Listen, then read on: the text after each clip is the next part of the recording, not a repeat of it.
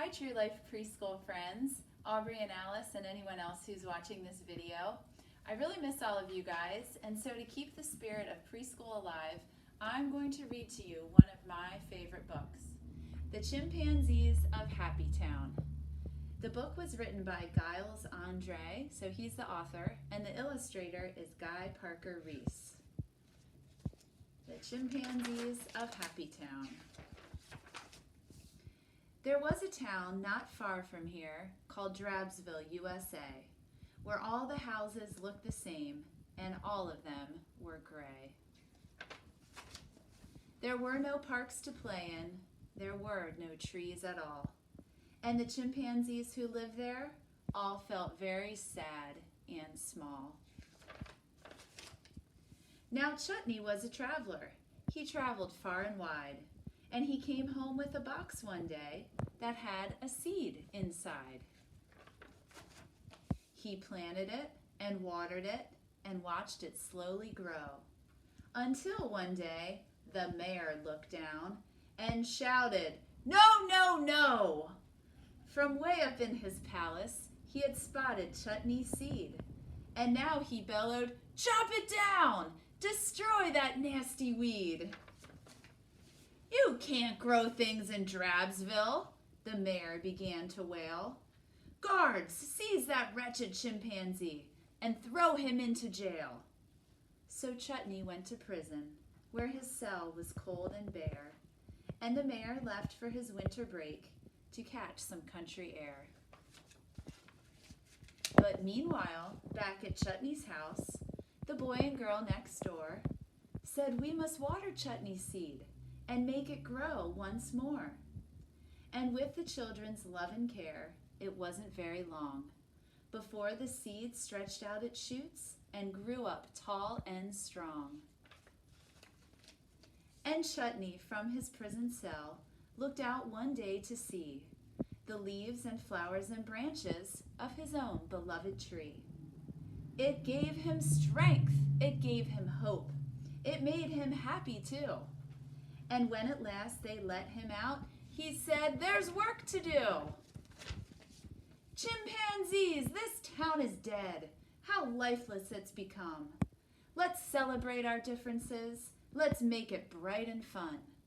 Let's make our houses colorful. Let's pull our fences down. And while we're at it, why not change its name to Happy Town?"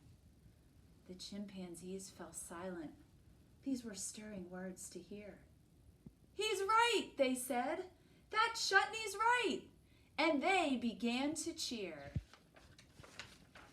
"I'm going to paint mine pink," one said.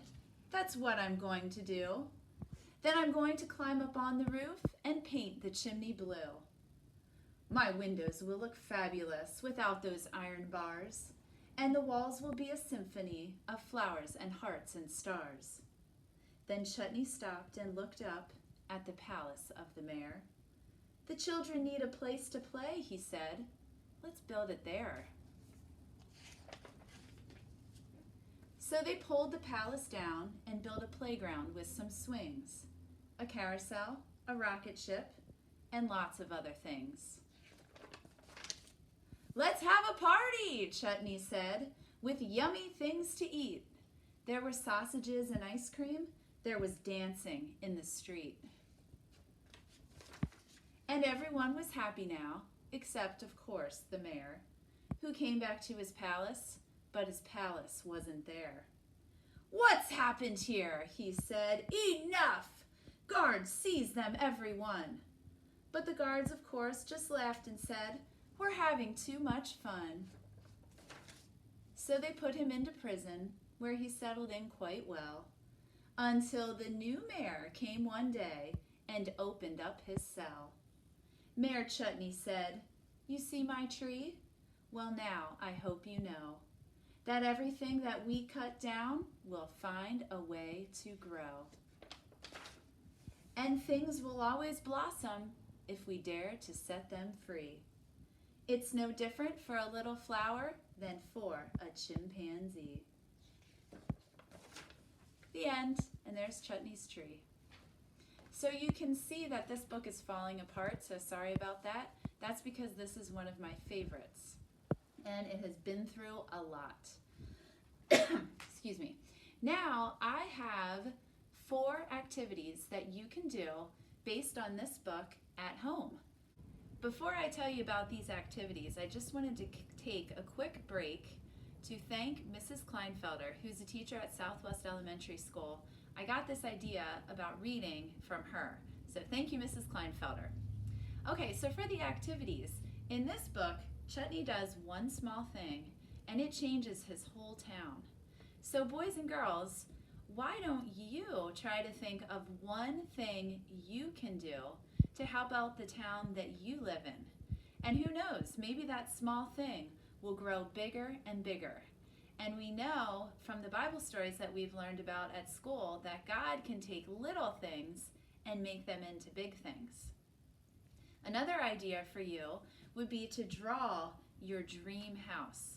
In this book, a lot of the people paint their houses new colors, and they tear fences and bars down, and they make their houses look beautiful.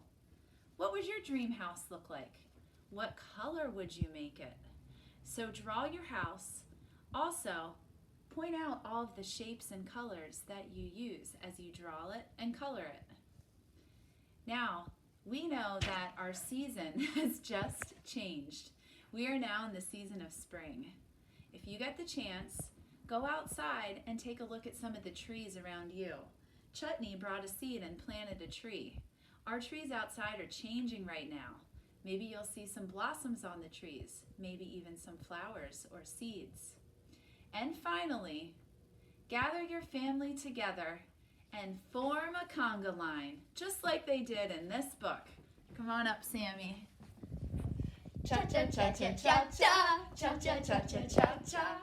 Remember to be active, and even better, maybe you can get outside a little bit to run. And I hope you all know that I miss you.